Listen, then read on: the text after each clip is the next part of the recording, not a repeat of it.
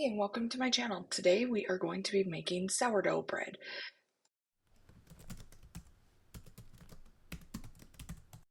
So the first thing that we need to do is feed our starter.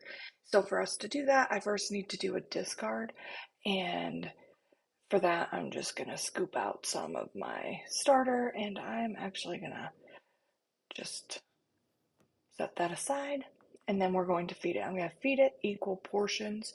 So I'm weighing it, I can see how much is in my jar, and then I'm going to put in equal portions of flour and water. And I'm using RO water. You'll want to use filtered water if you can.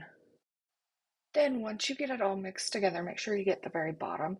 Some people like to mix the water and starter together and then add in the flour, so whatever works best for you. You're going to let it rest for 6 hours.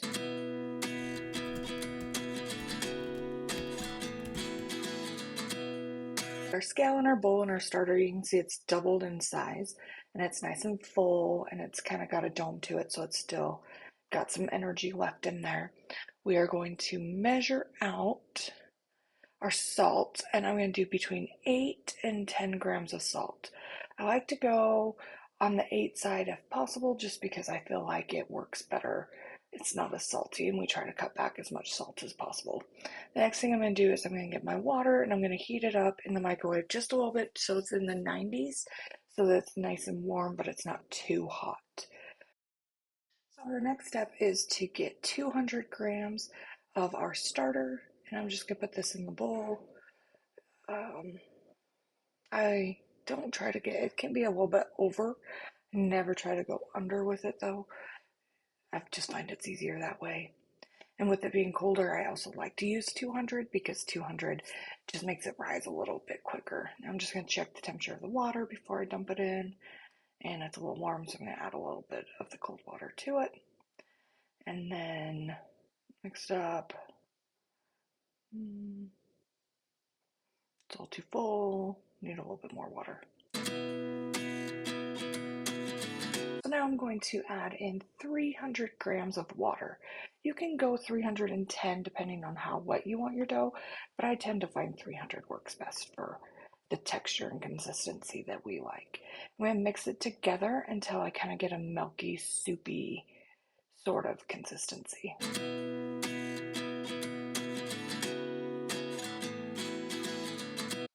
I'm going to place it back on the scale, and we are going to put in 450 grams of flour. You can do 400 grams of all-purpose flour. Make sure you use unbleached, and then 50 grams of bread flour or whole wheat flour. In this case, since I was making a few loaves today, I just did all-purpose flour. We're going to add our salt in on the top, and then mix it all together so it becomes a shaggy consistency. Mixing it should take maybe a minute or two. You shouldn't like over mix it because you do want it shaggy, but you want to make sure all the flour is incorporated, and then it will finish hydrating. I'm going to dump it all into this little bowl and then cover it, and we're going to leave it to rest for 30 minutes.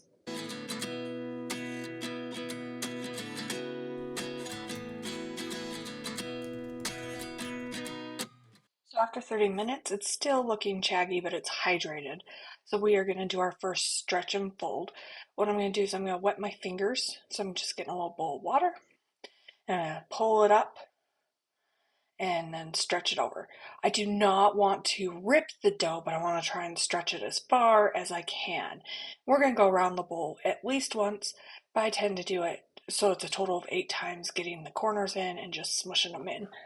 And then we will re-wet the cloth that goes on top, and we're going to leave it for another 30 minutes.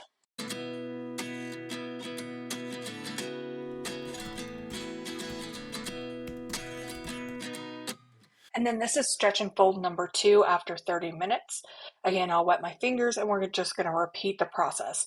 As you do this, you're going to notice the dough is going to become less stretchy, but it is going to become more, what I'd say, mixed and more of a like smooth consistency. And then once we get this done again, we'll leave it for another 30 minutes.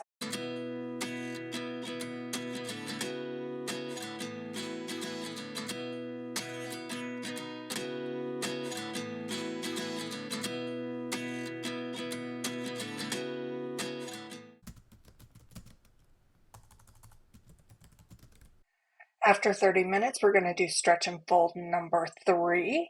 Again, it's going to be the same process. Wet your fingers, stretch it up. Try not to tear the dough. You want to stretch it, but don't tear it. And it's going to become a little bit more stretchy, as you see. And then I just shake it, try to pull it up and get it nice and stretched out to build that gluten up. And then we'll leave it again for 30 minutes once you've done that.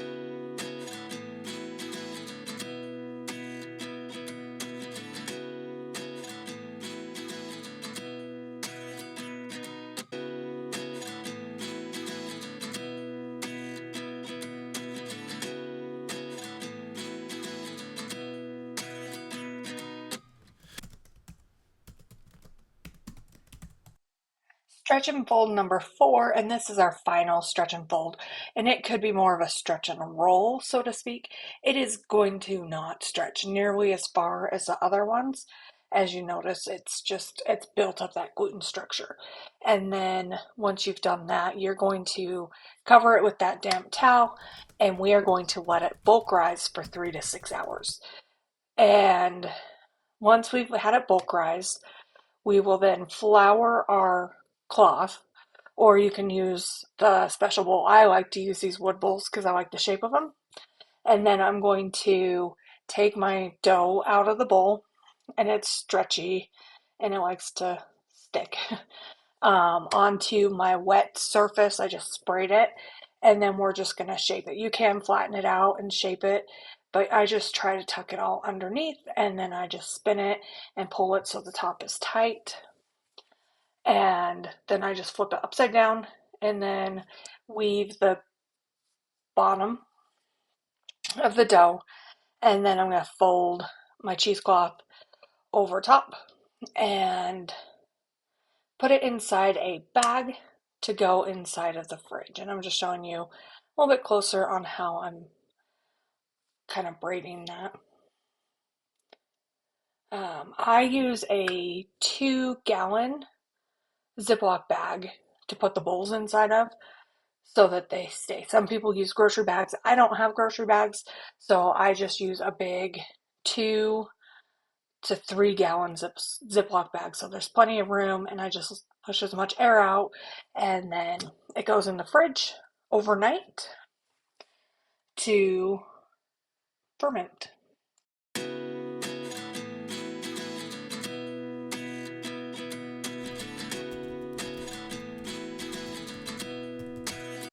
So now it's the next morning. We're going to preheat our Dutch oven to 450 degrees in our cold oven. So I just turned the oven on and I put the Dutch oven in, and we're going to let it heat. And then once it's heated up, we are going to score the bread. So I have this bread sling that I like to put it on. It just makes things easier for me to get it in and out. So I'm going to flip it upside down, shake the bowl a little, and then smooth the top of the dough out just to kind of spread that. And then you're going to score it. And I have this lame that I use to score the bread. And then once it's been scored, it will go into the oven. And you want to move fairly quickly, and you want to score it fairly like 1/4 of an inch deep. This one, I didn't actually score it deep enough, which is why I'm going back over it.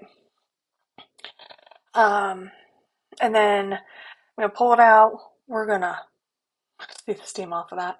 Put the bread in there. Oh, and then put the lid back on. Put it back in the oven for 20 minutes. Once that 20 minutes is up, I am going to remove the lid. Probably show you the inside so you can see it's starting to cook, but still needs some time.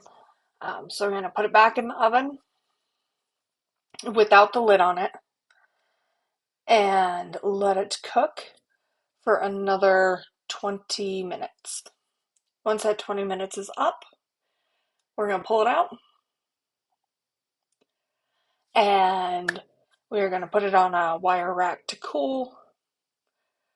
I have the hardest time, it just makes it so easy to just lift it out, but we're going to just leave it there to cool until at least 1 hour, and then we'll be ready to eat and serve. If you have any questions, let me know in the comments below. But otherwise, thank you so much for watching. Please like and subscribe to my channel for future videos. Thanks. Have a great day. Bye.